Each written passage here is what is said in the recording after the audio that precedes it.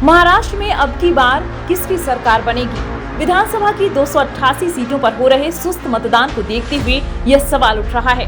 Voting के बाद exit poll के आंकड़े से जानकार इस सवाल को हल करने की कोशिश करेंगे, लेकिन पिछले कुछ सालों से एग्जिट पोल का आंकड़ा फेल होता रहा है, जिस पर काफी बवाल भी मचा।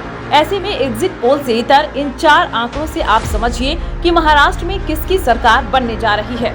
महाराष्ट्र में लोकसभा का चुनाव 2 पक्षों में सिमट गया था।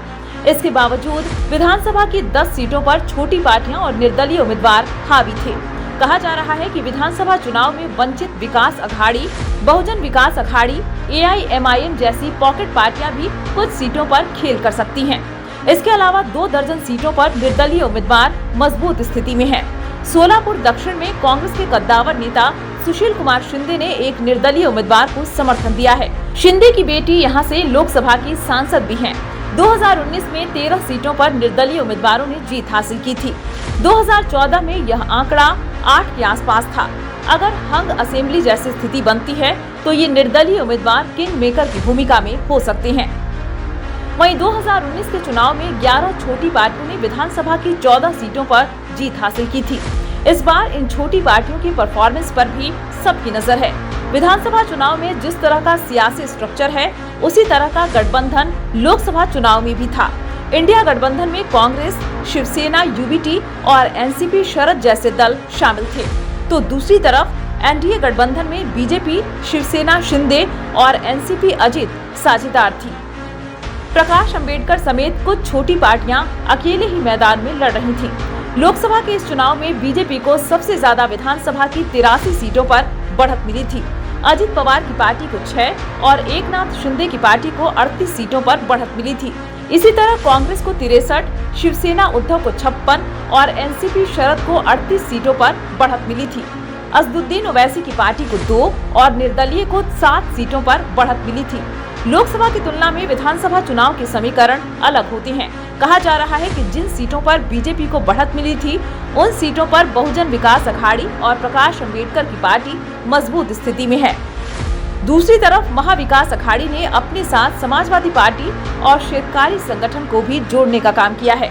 किसकी सरकार बनेगी, यह फैसला क्षेत्रीय से ज्यादा 2 राष्ट्रीय पार्टी के परफॉर्मेंस से तय होगा। कांग्रेस का 65 सीटों पर सीधा मुकाबला भारतीय जनता पार्टी से है।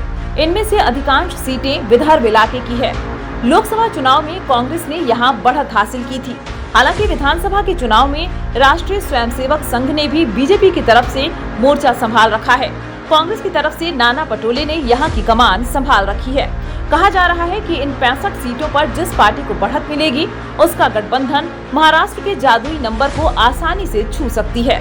288 सीटों वाली महाराष्ट्र में सरकार बनाने के लिए 145 विधायकों की जरूरत होती है। बीजेपी इस बार यहां की 160 सीटों पर चुनाव लड़ रही है। 1995 से लेकर अब तक किसी भी पार्टी को महाराष्ट्र में अकेले दम पर बहुमत नहीं मिल पाई है।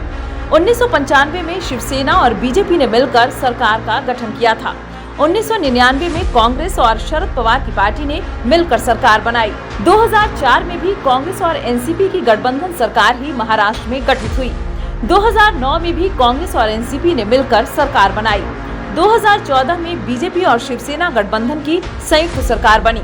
2019 में महाविकास अघाड़ी का गठन हुआ और NCP, शिवसेना और कांग्रेस ने मिलकर सरकार बनाई।